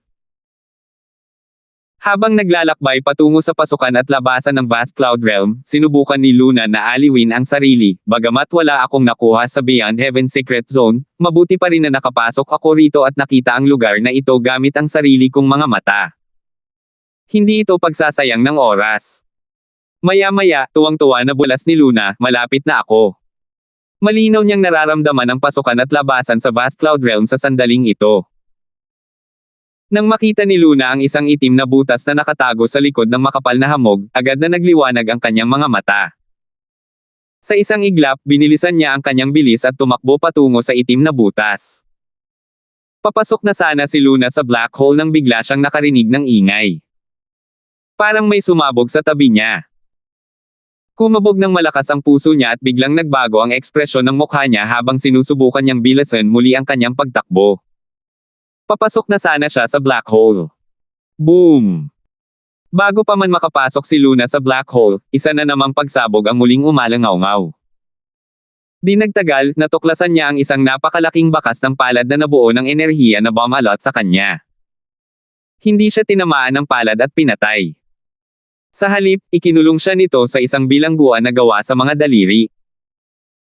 Naramdaman ni Luna na nakakulong, ang mabilis na pagkaubos ng kanyang kapangyarihan, siya ay lubos na inaapi ng puwersa.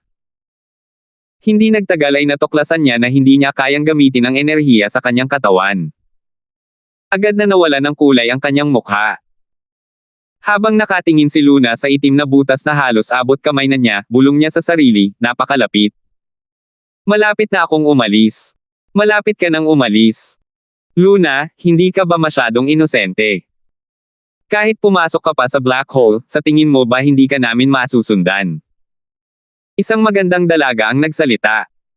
Kahit nagwapo si Luna, hindi niya talaga kayang tapatan ang dalagang ito. Nagulat si Luna nang marinig niya ang mga sinabi ng dalaga. Oo nga. Medyo inosente siya. Naisip niya, totoo yan. Kahit bumalik pa ako sa vast cloud realm, wala pa rin itong kahulugan. Tutal, kapag pumasok ako sa black hole, nandoon na ako sa mismong pasukan at labasan. Ibig sabihin, pwede nila akong habulin. Matapos sumagi sa isip ni Luna ang mga kaisipang ito, tiningnan niya ang magandang binibini sa harap niya at pinilit na ngumiti, Nympha. 2 lalaki ang sumama kay Nympha sa sandaling ito. Mas lalong naging pilit at alanganin ang kanyang ngiti nang makita niya ang 2 lalaki. Gayunpaman, hindi siya nagulat. Alvin, sentimo, Aidan. Nang marinig ni Luna ang malakas na ingay kanina, nanlumo ang kanyang puso. Alam niyang hindi na siya makakabalik sa vast cloud realm dahil alam niyang si Alvin iyon. Walang ekspresyon si Alvin habang walang pakialam na nagtanong, Luna, mayroon ka bang masasabi para sa iyong sarili? Wala akong sasabihin, buntong hininga ni Luna. Makikita sa mukha niya ang kawalan ng pag-asa. Sumuko na siya ng tuluyan. Bagamat hindi mukhang malungkot o galit si Duffield Lingtian, nakikita niya ang intensyong pumatay sa kaibuturan ng mga mata nito. Alam niyang ang mga nakaraang ginawa nito ang dahilan kung bakit ito nagalit. Tinitigan ng masama ni Nympha si Luna habang galit na sinasabi, Luna, ikaw ang gustong umalis. Hindi namin naisip na mag-ingat sa paligid mo dahil nagtitiwala kami sa iyo. Hindi namin inaasahan na ikakalat mo ang balita tungkol sa amin na may balak na patayin kami. May dismayadong ekspresyon sa mukha ni Aiden nang sabihin niya, Luna, lumampas ka na talaga sa hangganan. Ang mga kilos at desisyon mo ang nagtulak dito. Dahil mas matagal na niya itong kilala kumpara kina Alvin at Nympha, mataas na ang tingin niya sa kanya. Hindi niya inaasahan na pagtataksilan sila nito. Walang emosyong sinabi ni Alvin, sentimo, dahil wala kang sasabihin, bibilisan ko ito para sa iyo. Pagkatapos magsalita ni Alvin, sentimo, isang malakas na ingay ang muling umalangaw-ngaw sa hangin habang ang palad na nakakulong kay Luna ay nagsimulang humigpit sa kanya. Pagkataas ng kamay ay may biglang lumabas na lakas mula rito, dahilan para kumalat ang isang shockwave sa lahat ng direksyon. Matapos patayin si Luna, agad na umalis ang tatlo sa lugar. Pumunta sila rito para subukan ang kanilang swerte at tingnan kung magpapakita rito si Luna. Nakahanap sila ng isang tao mula sa Vast Cloud Realm na handang gabayan sila hanggang sa pasukan at labasan ng Vast Cloud Realm. Nang panahong iyon, nagpasya si Alvin na maghintay doon ng 3 araw.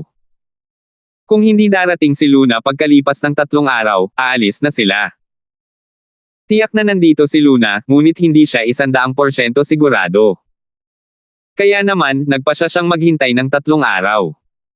Kung hindi niya ito makikita pagkalipas ng 3 araw, hindi na siya mag-aaksaya ng oras sa kanya. Sino ang mag-aakala na kalahating araw pa lang ang hinintay nila bago dumating si Luna? Malinaw na walang alam si Luna tungkol dito. Kung hindi, baka naiwasan niya ito. Sa kasalukuyan, 3 taon na ang nakalipas mula nang magbukas ang Beyond Heaven Secret Zone. Nararamdaman na ng lahat ang pasukan at labasan ng kani-kanilang kaharian. Ang mga taong nakakuha ng Celestial Supreme Treasures ay nagpasyang umalis dahil ayaw nilang sumugal ng hindi kinakailangan. Ang mga taong ito ang matatalino. Iilang taong nagpasyang manatili ay pinatay ng mga mas malakas kaysa sa kanila, at kinuha ang kanilang mga Celestial Supreme Treasures.